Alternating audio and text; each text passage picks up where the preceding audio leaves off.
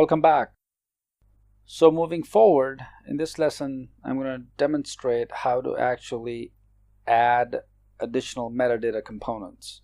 So in our previous install, notice by default, it only gave us classes, components, pages, static resources, and triggers under the Claydesk e-learning project that we created from Salesforce, right? So notice we don't have objects. So we don't have like standard objects. Let me show you what I mean. So let me go back and navigate to the actual browser here. And scrolling down from the left navigation pane, notice objects and fields.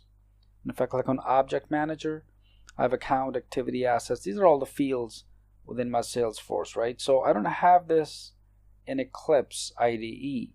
So I need to simply go ahead and, in fact, manage all of these within my integrated development environment, so that if I write Apex language and I create triggers and I associate triggers to any of these fields, I could do so. So in other words, let's navigate back to Eclipse and let me demonstrate how to actually do this. So open up Eclipse here. All I have to do is just simply right click on my Claydesk e-learning project here, and from this menu navigate to force.com, and it kind of shows you several options, right? Refresh from server, synchronize, deploy, show in Salesforce web. And what this would do is simply open up a browser and I could see the actual project over there.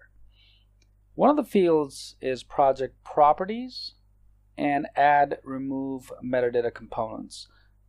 Both project properties and add remove metadata components is essentially the same thing.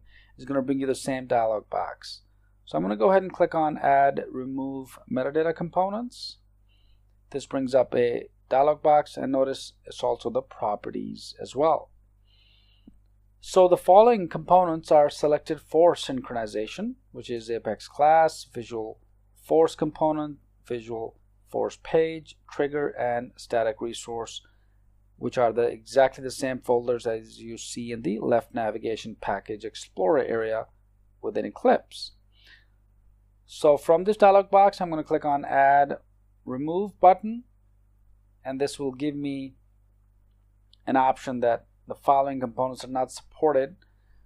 So it gives you a whole list of components that are not supported at this point and will not be imported. So I'm going to click OK.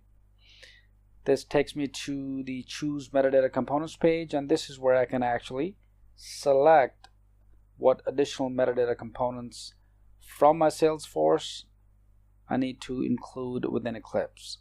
So if I scroll down, I will have the option of objects, and here's the standard objects. So I need to select standard objects and make sure that everything is selected, like account, account clean info, account clean role, and again these are the same objects that are found in my Salesforce that I just showed you. So there are other options as well. So you can add more roles, you can do settings, control, profiles, permission sets even. So you can manage everything from the Eclipse IDE. So let me in fact do this. I'm going to go ahead and select all. This may take a while, but this will allow you to actually give you total power and control from within the Eclipse IDE. So once I've selected all of them, click OK. Gives you a little preview of what will be actually synchronized. I'm going to click OK again. The contents of force.com project, Claydesk e-learning have changed. Would you like to refresh this project from the server to reflect these changes? Of course, yes. And this is going to go ahead and actually start the progress of synchronization. And you'll notice on the left side, it's actually adding all of these folders, right? So as it's synchronizing with your Salesforce environment, it's adding all of these folders. It's going to populate within this Claydesk e-learning project the entire components directly from the Salesforce account to your Eclipse IDE. Perfect. So once everything is synchronized, notice my folder list is now expanded, and I can navigate to any one of these. For example, under objects, I can see all of these objects.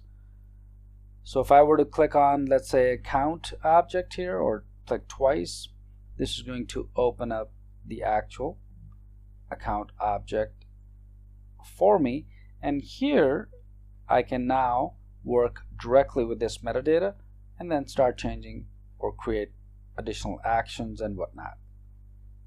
So using Eclipse IDE is in fact very powerful, because you don't have to wait for the browser and go to each of these settings, click on 10 different times.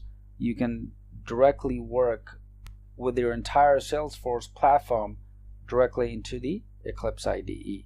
So likewise, you can play around with it. So as a homework, just kind of navigate each one of these. The reason I added all of the components so that you get an idea, right? But typically, as a developer, you would only work with objects or other components that you're really interested in developing. So as a homework and practice, just kind of navigate each one of these, explore what these are. If you have any questions, just post in the discussion area. I'll be happy to answer them. So just a quick recap in this lesson, I wanted to quickly demonstrate how to synchronize additional metadata components from your sales platform to Eclipse IDE.